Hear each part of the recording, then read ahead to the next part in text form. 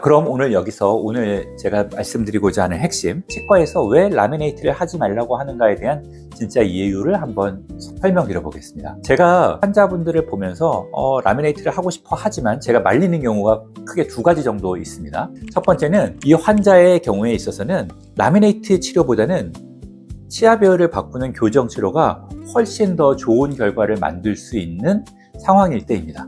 치아 배열이 많이 삐뚤빼뚤하거나 혹은 입이 많이 돌출된 경우들은, 그런 경우에는 라미네이트로만 치료했을 때는 치아 배열을 개선하는 게 한계가 있습니다. 그리고 돌출을 또 개선하려면 이를 많이 깎아야 되죠. 그러니까 이런 경우들은 치아들의 손상도 오고 치료 후에 그 시술 결과도 만족스럽지 못하기 때문에 라미네이트보다는 교정 치료를 통해서 치아의 위치를 바로 잡는 것이 평생의 치아 건강을 위해 훨씬 더 좋은 선택이 될 수 있습니다. 두 번째는 라미네이트 시술 시에 치아를 삭제하게 되는 경우에 그 삭제를 하는 행위 대비해서 우리가 얻게 되는 결과가 너무 적은 경우입니다. 여러분들이 원하는 기대치는 되게 높은데 라미네이트로 구현할 수 있는 변화의 범위가 크지 않은 경우, 그런 경우 사실 만족도가 떨어질 수밖에 없죠. 치과는 단순히 예쁜 치아만을 만드는 곳이 아니죠. 우리 환자분들의 삶의 질과 장기적인 구강 건강을 함께 책임지는 곳이기 때문에 이런 점에서요, 제가 환자분들한테 드리는 진심이 전달될 때 환자와 이제 의료진 사이에 진정한 신뢰가 쌓인다고 저는 생각합니다.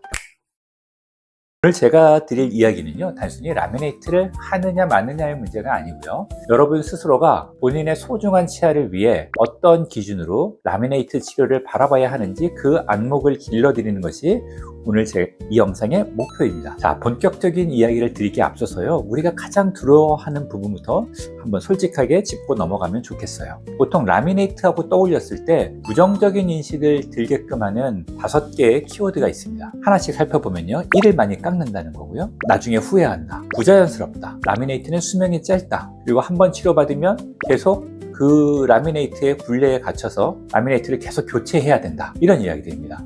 제가 치과의사로서 정말 좀 진솔하게 말씀드려보면요, 이 말들 다 틀린 걸까요? 아니요, 그렇지 않습니다. 안타깝게도 지금 우리가 했던 이런 이야기들 중에 일부는 맞는 말입니다. 하지만 여기서 또 중요한 포인트가 있는데요, 이 말들이 왜 나왔는지를 아셔야 되는 거죠. 이것은 라미네이트라는 치료 자체가 가진 결함이라기보다는요, 라미네이트 치료를 적용하지 않아야 될 케이스에 라미네이트를 진행했기 때문에 발생되는 부작용에 가깝습니다.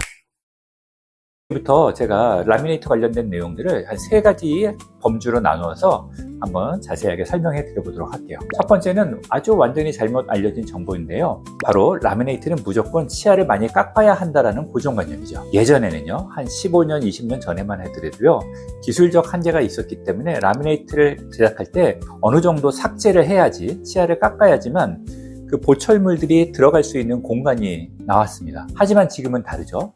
무삭제 라미네이트라는 개념이 정착된 지가 오래됐어요. 치아의 가장 바깥면인 범랑질을 거의 건드리지 않거나 아니면 아주 미세하게만 다듬어서 0.2mm, 0.3mm 수준의 아주 얇은 세라믹을 부착하는 방식이 가능해졌습니다. 하지만 여기서 또 조심해야 될 점도 있죠. 무조건 무삭제가 좋다는 말도 위험합니다. 환자분의 치아 배열이 많이 틀어져 있거나 치아가 튀어나와 있는데 무삭제로만 진행하면 어떻게 될까요? 돌출된 치아에다가 더 두꺼운 판을 부착되는 꼴이 돼서 오히려 치아가 튀어나와 보이거나 더 커 보일 수 있겠죠. 따라서 치아를 삭제하느냐 마느냐는 의사의 욕심 때문은 아니고요, 환자분의 치아 상태에 따라 결정되는 변수라는 점을 기억하시면 좋겠습니다. 여러분, 이런 경험 있으시죠? 우리가 이제 결혼을 앞두고 있다거나 중요한 프로필 촬영이 있거나 혹은 평소에 웃을 때마다 살짝 보이는 내 삐뚤어진 치아 때문에 스트레스를 받아서 이거 빠르게 개선하고 싶다 그러면서 라미네이트를 검색하게 되는데요, 처음엔 예뻐진 라미네이트 치료 전후 사진들을 보면서 설레다가도 조금만 더 깊이 검색해보면 무시무시한 후기들을 발견할 수 있습니다. 라미네이트 치료를 할 때 치아들을 다 갈아낸다더라, 라미네이트 치료를 하고 나면 시려서 밥도 못 먹는다, 10년 뒤에는 틀니를 해야 할지 모른다 라는 이런 이야기들이죠. 이런 이야기를 듣고 나면 라미네이트 때문에 고민했던 마음이 차갑게 가라앉게 됩니다. 그래서 용기를 내어서 어떤 치과에 상담을 갔더니 충분히 라미네이트 치료 받으실 수 있어요 하는데, 혹시나 하는 마음에 다른 치과를 가면요, 거기서 라미네이트 이걸 왜 하려고 하세요? 하지 마세요 라는 말을 듣게 되는 경우도 있습니다. 이쯤 되면 우리 환자분들의 머릿속은 정말 하얘지죠. 누구 말이 맞는 걸까 라는 생각도 들고요, 라미네이트 치료를 하라고 권하는 것은 돈을 벌려고 하는 것인가? 또 하지 말라고 하는 것은 라미네이트를 잘 할 수 있는 자신과 실력이 없어서 그런 거 아닌가? 이런 생각들이 막 들기 시작합니다. 그러면서 나 라미네이트 하면 안 되는 사람인가? 라는 생각도 들 수 있고요. 결국 그 어떤 결정도 못 내리고 다시 핸드폰을 열어서 라미네이트에 관련된 내용들을 검색창에 두드리는 도돌이표 같은 그런 상황, 제가 오늘 마침표를 찍어 드리겠습니다. 라미네이트 하지 말라는 그 치과, 그 말 정말 믿어도 될까요?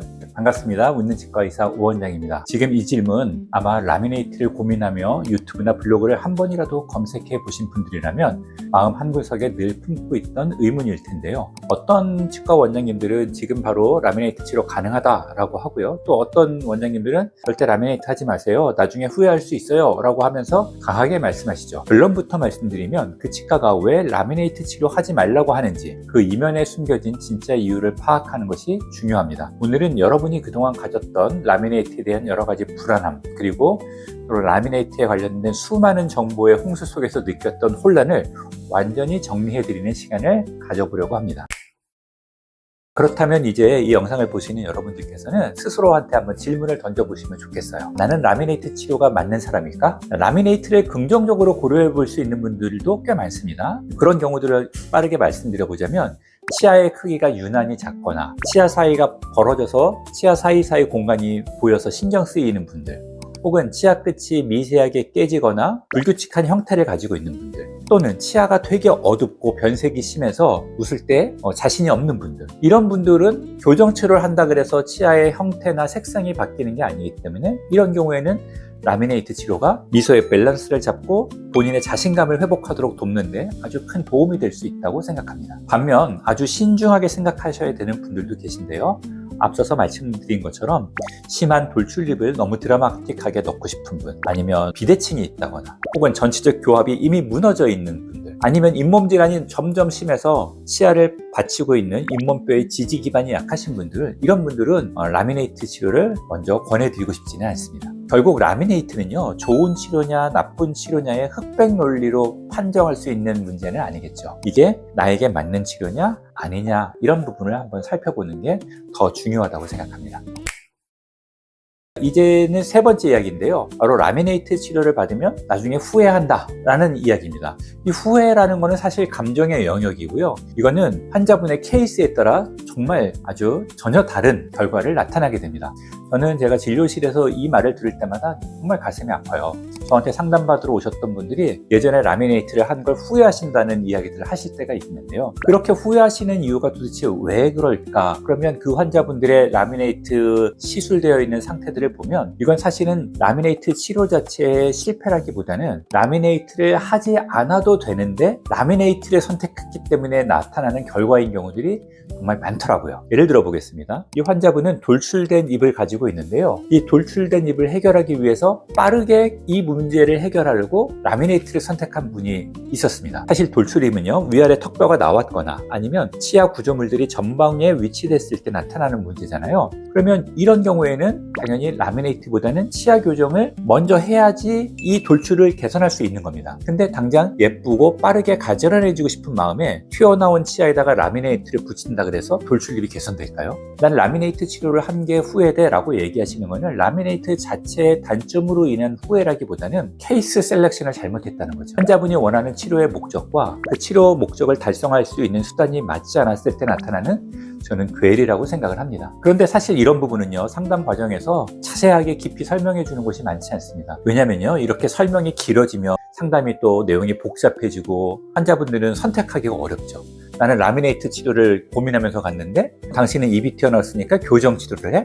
그러면 환자분은 다시 고민을 해야 되고, 치과 입장에서는 이 환자분이 고민만 않고 돌아가는 결과를 원하지 않으니까 빠르게 환자분이 원하는 니즈를 채워준다는 목적에서 라미네이트 치료를 진행했다가 후회하게 되는 그런 결과들이 나타날 수 있습니다. 두 번째는요, 바로 라미네이트의 수명에 관련된 이야기인데요. 라미네이트 수명이 짧다, 이런 이야기를 들으실 수 있어요. 근데 이 이야기도 반은 맞고 반은 틀린 이야기입니다. 보통 라미네이트 수명을 저희가 한 7년에서 10년 정도 이 정도를 보는데요. 이건 정말 말 그대로 산술적인 평균치입니다. 어떤 분은 15년, 20년 이상 아무 문제 없이 사용하시는 분도 있고요. 또 어떤 분들은 1, 2년 만에 라미네이트가 탈락하거나 혹은 깨져서 오시는 분들도 있습니다. 그럼 이 차이는 도대체 어디서 올까요? 이 차이는 바로 라미네이트를 부착할 때 그 접착이라고 얘기하는 그 기술과 또 그 라미네이트 부착 이후에 환자가 스스로 라미네이트를 잘 관리하고 그리고 저작하는 습관, 이런 것들을 어떻게 개선했느냐에 따라 다르다고 저는 생각을 합니다. 예를 들어서 잠을 잘 때 이를 세게 가는 습관이 있다고 하면 라미네이트가 버텨낼 수 있을까요? 혹은 평소에 앞니로 딱딱한 얼음이나 마른 오징어 같은 거 잘라서 먹는 걸 좋아하시는 분들이라면 그 앞니 라미네이트에 힘이 많이 전달될 테니까 당연히 라미네이트의 수명은 짧아질 수밖에 없습니다. 또한 위아래 치아가 맞물리는 교합이 불안한 경우라면요, 몇 개의 라미네이트에 지속적인 충격이 가해지면서 그 라미네이트가 깨지거나 탈락될 수 있죠. 그래서 라미네이트를 시술할 때는 단순히 치아 모양만 우리가 예쁘게 만드는 게 아니라 전체적인 치아 배열과 위아래 치아 맞물리는 그 교합 관계 속에서 우리가 이 라미네이트의 형태들을 디자인하고 이렇게 교합을 했을 때 라미네이트에 과도한 힘이 전달되지 않도록 시술이 진행돼야 된다는 거죠. 라미네이트는 그 수명이 짧다는 말은요, 절반의 진실일 뿐이고요. 이 라미네이트가 어떻게 시술됐고 또 시술 후에 환자가 어떻게 관리하느냐에 따라 라미네이트의 수명이 달라진다, 이렇게 정리하면 되겠습니다. 오늘 이야기를 듣고 나는 어느 쪽에 해당될까 하는 생각이 드셨을까요? 그렇다면 저는 오늘 제 역할을 다 한 것 같습니다. 혹시나 여전히 내 상태가 어떤지 헷갈리고 궁금한 분이 계시다면 근처 치과에 방문하셔가지고 치과 의사 선생님과 한번 상의하시고 검사 받으시면 좋겠습니다. 오늘 영상이 여러분들의 소중한 미소를 찾는 여정에 작은 이정표가 되었길 기대하겠습니다. 긴 영상 시청해 주셔서 감사합니다. 지금까지 웃는 치과 의사 오원장이었습니다.